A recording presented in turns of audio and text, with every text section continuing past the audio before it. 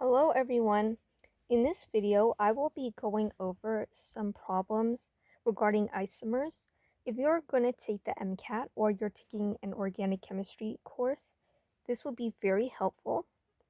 So let's get started into the first question. So they are asking us how many chiral centers are in this molecule. So a chiral center is an atom that is bonded to 4 different groups. So this carbon right here would not be considered a chiral center because it's bonded to 2 hydrogens, which makes it not 4 different groups. This one would be chiral because there's 4. Okay, so how I would solve this problem, I would first identify which centers are not chiral. So I know this carbon here wouldn't be because there are 2 methyl groups. These carbons would not be chiral because it's bonded to multiple hydrogens. And these 2 bonds and this one would not be chiral because there's only 3 bonds.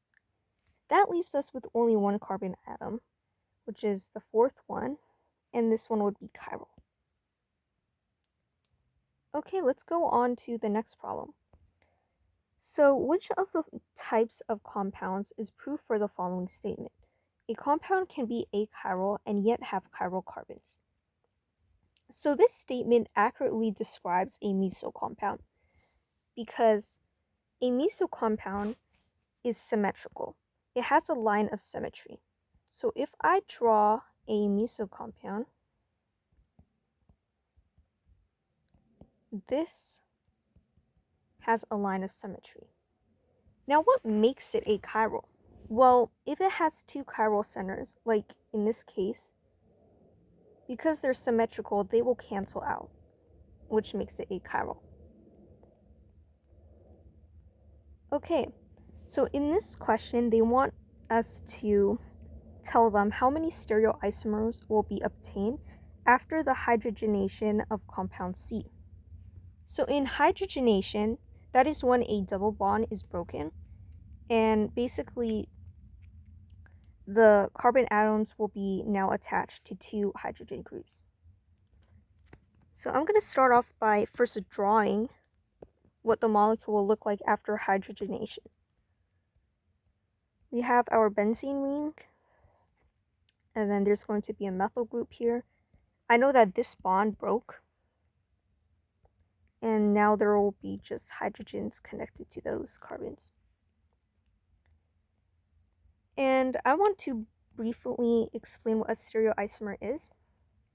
It is when a molecule has the same molecular formula and the same molecular structure, but they have different arrangements. And to find how many possible stereoisomers there are, we can use this formula 2 to the power of n, where n is the amount of chiral centers. In this new molecule, we have only 1 chiral center, and that is this carbon right here. And using the formula, that will be 2 to the power of 1, which would just be 2 stereoisomers. Okay, so for this problem, they want to know how many additional isomers exist for this molecule. So I would first start off with identifying what that molecule is. And I know that it has 7 carbons and 16 hydrogens, which makes it heptane. And you will just draw out all of the structural isomers for this. And if you did that, you should get 9. Okay, so for this problem, they want to know, besides this enantiomer, how many possible stereoisomers of ephedrine, I'm not sure if I'm saying that right, are possible.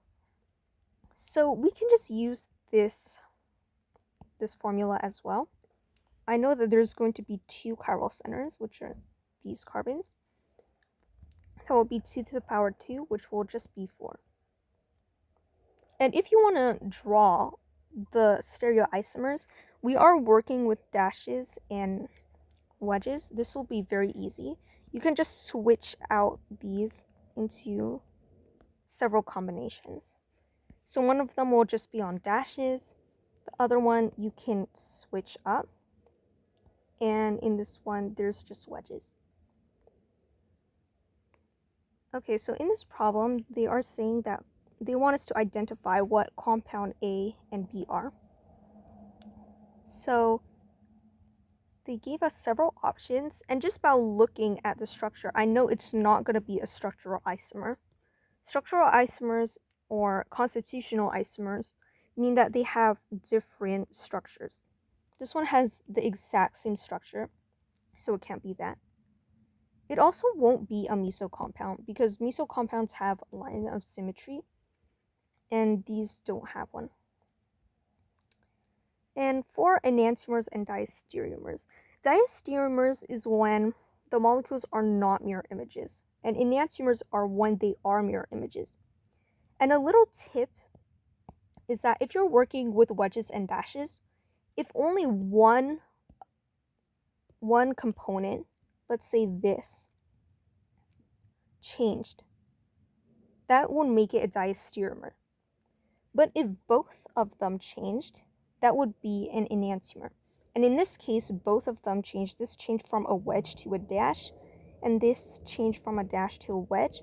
That must mean that this is enantiomers.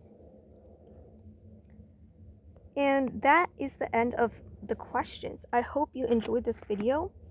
And if you have any questions, let me know in the comments.